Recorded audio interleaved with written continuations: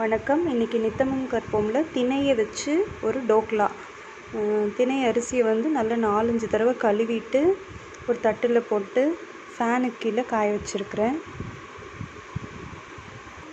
அது அந்த திணை அரிசி உணரட்டும். அந்த நேரத்தில் ஜவ்வரிசி, இப்போ என்கிட்ட நைலான் ஜவ்வரிசி சின்னது தான் இருந்தது, அதை வறுத்து வச்சுருக்கேன். நீங்கள் எந்த ஜவ்வரிசினாலும் அதை வறுத்துக்கோங்க.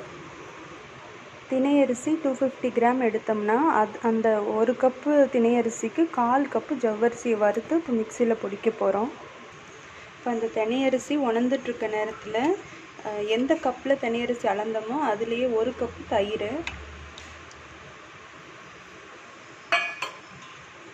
இந்த காரத்துக்கு தகுந்தாப்பில் இஞ்சி, பச்சை மிளகாய், இதனுடைய பேஸ்ட்டு,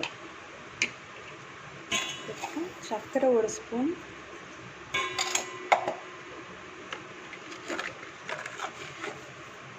உப்பு தேவையான அளவு,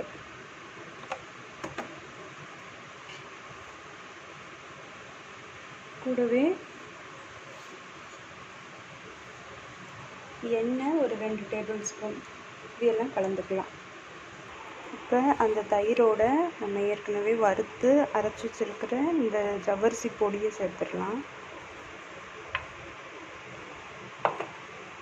இப்போ நம்ம கழுவி உணர்த்தின அந்த திணை அரிசியை வறுத்து வச்சுருக்கிறேன். இதையும் மிக்ஸி ஜாரில் போட்டு பொடிச்சிடலாம். அரைச்ச அந்த திணை அரிசியோட மாவை ஏற்கனவே நம்ம கலந்து வச்சுருக்க தயிர், ஜவ்வரிசி மாவு எல்லாத்தையும் போட்டு கலந்துட போகிறோம். இப்போ திணை அரிசி மாவு, ஜவ்வரிசி மாவு, தயிர் எல்லாம் போட்டு கலக்க போகிறோம். இதில் கொஞ்சமாக மஞ்சள்தூள் போட்டு கலந்துட்டு ஒரு 20 மினிட்ஸ் ஊற வச்சிடலாம். நம்ம மிக்ஸ் பண்ண அந்த மாவை ஒரு தட்டில் எண்ணெய் தடவி இட்லி துணி போட்டு ஊற்றி வச்சுருக்கோம். அதை இட்லி குண்டால் இப்படி உள்ள ஒரு பாத்திரம் வச்சு அந்த தட்டை இறக்கிடலாம். ஒரு 20 மினிட்ஸ் ஆகுது வேகணும் மீடியம் ஃப்ளேமில். இப்படி வெந்த பிறகு நமக்கு இந்த மாதிரி ஃபுல்லாக ஒரு இட்லி பீஸ் கிடைக்கும்.